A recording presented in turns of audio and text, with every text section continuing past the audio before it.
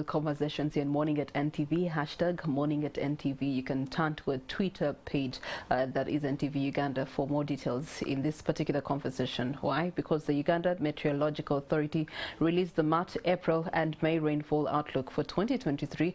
While many parts of Uganda continue to experience heavy rains, it is equally true that many communities are devastated. Now in Uganda, Red Cross plays an auxiliary role to the government authorities and works closely with the Office of the Prime Minister to prepare for disasters, but also respond in case of catastrophic occurrences.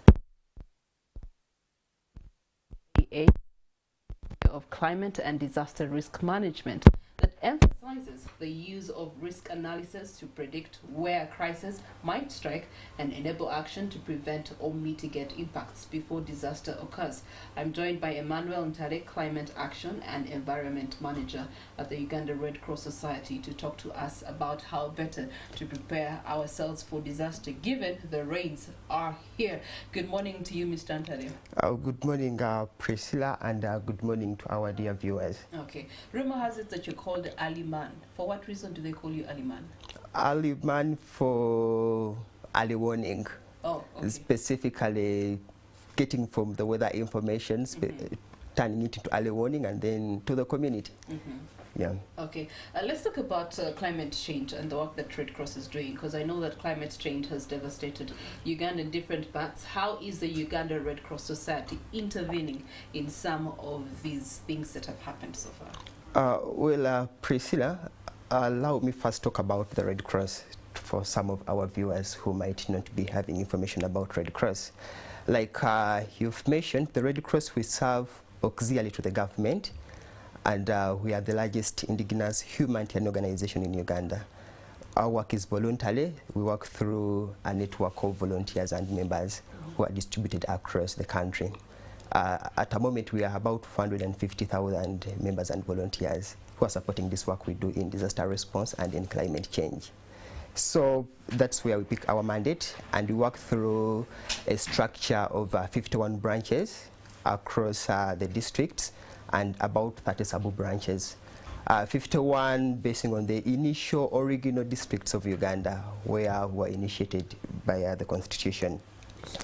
Now, when we talk about climate change, like to the face of Red Cross, given the work we do of responding to disasters, climate change manifests through the impacts that we see in these communities we serve. We have seen an increase in the frequencies, magnitudes, and intensity of these climate-induced disasters. This is across very many locations in the country. So in response to that, as the Uganda Red Cross, we can no longer do things the good old ways. We used to do things of waiting for disasters to happen, and then we respond after the impacts are visible in these communities. We have strategically and intentionally looked through our programming to do more climate change programming, to look at what are some of the drivers of some of these events that we are seeing across the so many communities that we work. Right.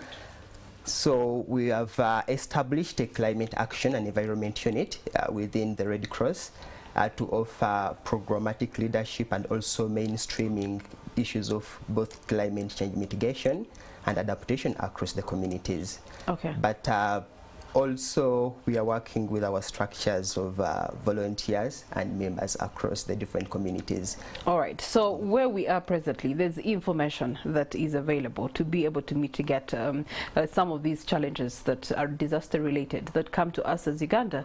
And for example, let's talk about when the rains come down in plenty. Of course, there's landslides, mudslides, and people get to be displaced. But there is always information that is availed prior to both to the Red Cross and perhaps to the Office of Disaster Preparedness through the Office of the Prime Minister. Now, when this information is availed prior to these disasters happening, what is done with that information?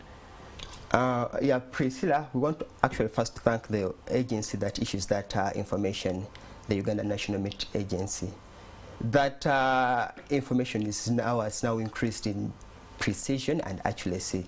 So it's now critical information that we use to take some of the actions, to based on that information, take some of the actions we do in the communities. Unlike traditionally, where we get that information and hold on it on emails or through all the so many channels where that information is shared.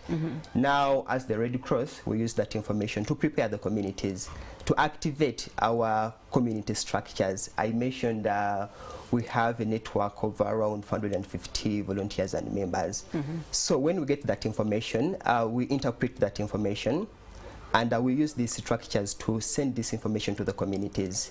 But we are also going an extra mile with that information to develop actually protocols, like standard operating procedures that trigger action based on forecast information. And this approach is called forecast-based financing, or basically anticipatory action. Okay. It's a new approach within the Red Cross movement, but with this approach, when we get some of that information from the Met Authority, we identify which communities are going to be at risk from that information, and this is merging with historical occurrences of events and also the hotspot locations that are already mapped out. Okay.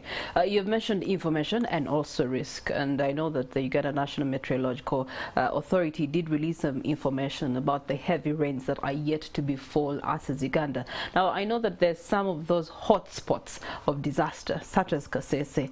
As Red Cross Uganda, what are you doing? Are there programs, initiatives you're doing to either prepare some of these areas for the expected disasters, or even to ensure that the effects of the apparent disasters are minimal? Yeah, apparently you're highlighting Kasese specifically, of course, because of its disaster profile from even previous impacts. But there are about 25 hotspot locations that are mapped out. And we are doing the same approaches like we are doing in Kasese. Specifically in Kasese, we are working with the districts and the officials from the Office of the Prime Minister and the district disaster management committees to develop and upgrade what we call the multi-hazard district disaster contingency plans. And these plans are actually the first lines of disaster preparedness and response at the district level. But we are also preparing the communities. We are doing what we call participatory scenario planning sessions.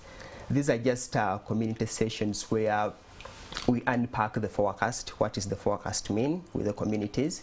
What are some of the possible outcomes of this forecast? And what are the simple actions that can be done with the communities? Okay. And we've as well installed early warning community radios in 3 sub-counties, Kalsandara, Chilembe, and these 3 sub-counties are actually like 9 villages that we use to send some of this information to the communities.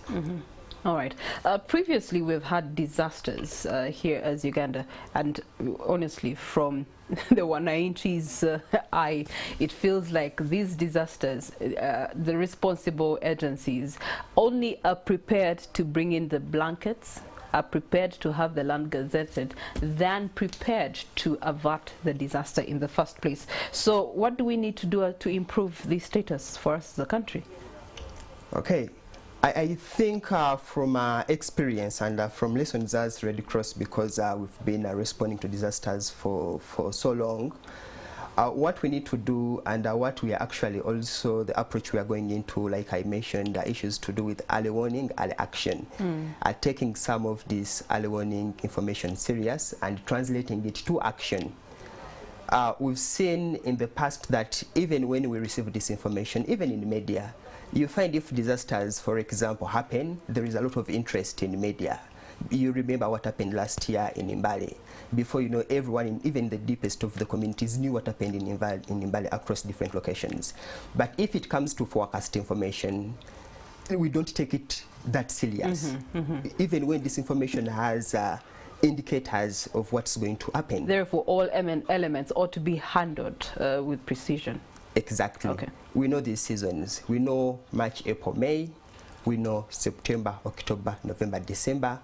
We know the hotspot locations where these events might happen. And that's the same question we keep asking ourselves. But you've made mention of 2 things. One, early warning, and the other thing that you talked about was early preparedness, especially at community level. Tell us about those 2 in relation to what we're having a discussion about. So when we talk about early warning, early action. We now don't talk about early warning alone. We say early warning, early action. Translating the warnings, translating this information into action at the community level. And when we talk about action, we mean very simple community-specific actions, like helping these communities reinforce their riverbanks, cash transfer programming. We do now a lot of cash transfers when we get this forecast information, because from experience what we've seen, these communities actually just need transport to temporarily relocate to some location and then come back after the seasons have stabilized. But we have also prepositioned items basing on this information. We have regional warehouses, like now the one that serves Kasese in Fort Portal.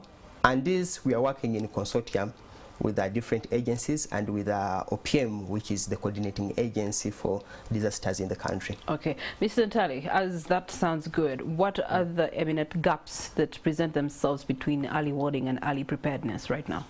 I think if I'm to highlight three major gaps, one is financing for disaster risk at the community level.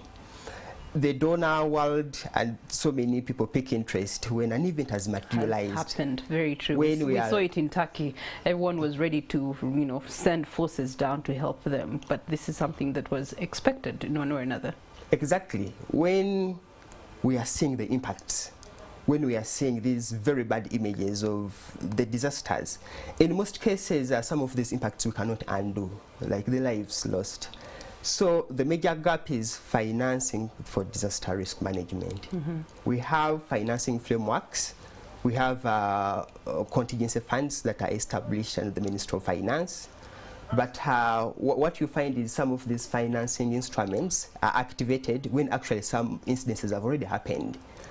So that remains a major gap. But also, if you talk about climate change, for example, we see an increase in frequency, magnitude, and intensity of these events. They are more extreme events. So is it right for me to say then that Uganda's root cause of disaster is tied with the climate change effects? Most of the disasters that we are facing are hydrometeorological in nature.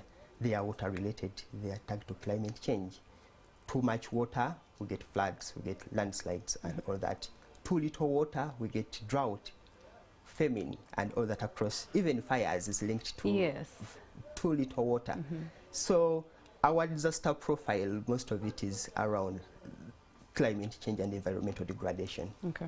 Yeah. All right, and then what other effects should we prepare for in terms of disasters that we expect? Because we're in March, April is just around the corner, and yet potentially there could be some disaster in there. Yep. Disasters have cascading impacts. There are these direct impacts that we talk about, destruction of property, loss of lives, gardens and all that.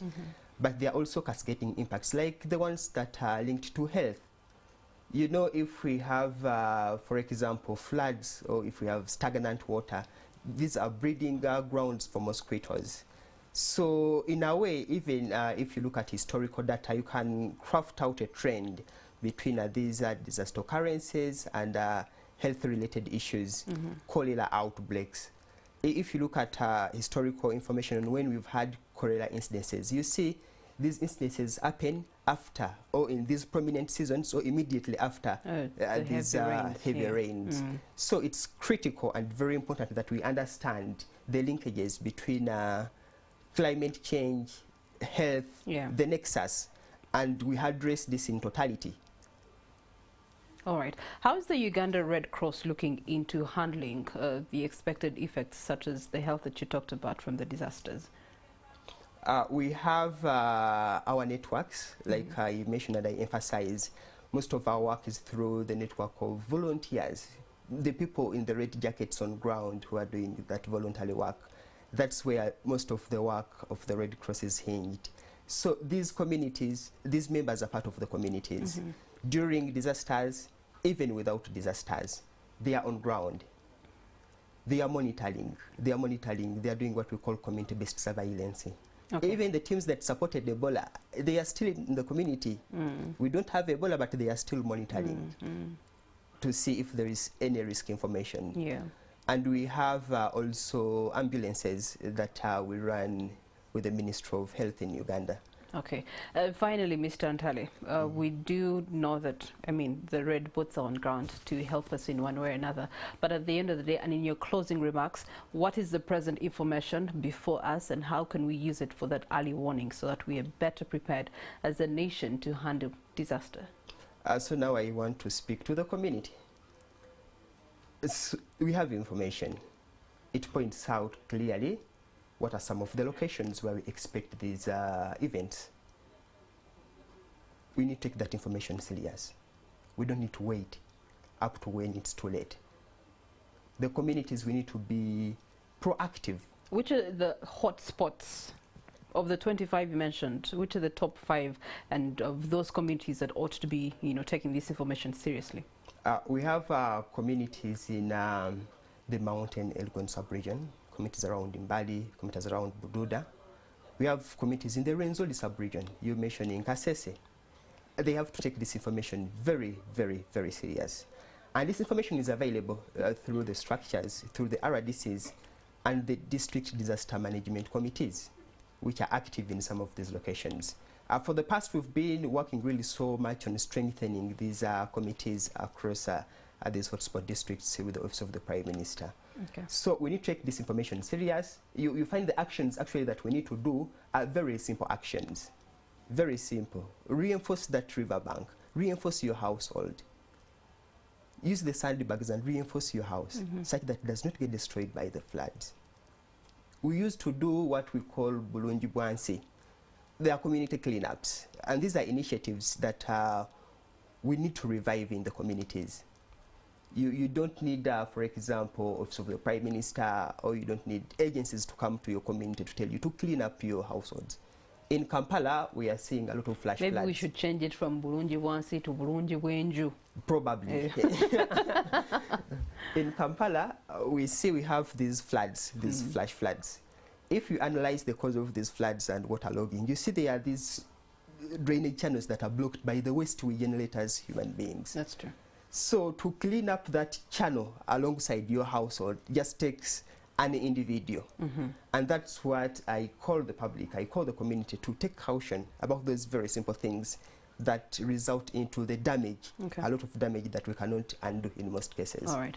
Thank you so much, Mr. Ntale Emmanuel, Climate Action and Environment Manager with the Red Cross Uganda. At the end of the day, the effects of climate change are here. We made room for them, by the way, by the things that and cultures and customs that we've been practicing previously, such as deforestation. Now we're going to be suffering from them. But with early information comes an early warning, therefore an early preparedness. And may that be the backbone of everything that you do and put your hands to as of today, the 22nd of March, 2023. This brings us to the close of Morning at NTV, but you can find this information on Twitter, NTV Uganda, so that you can then react responsibly. Thank you so much for having been with us. Have yourselves a good day.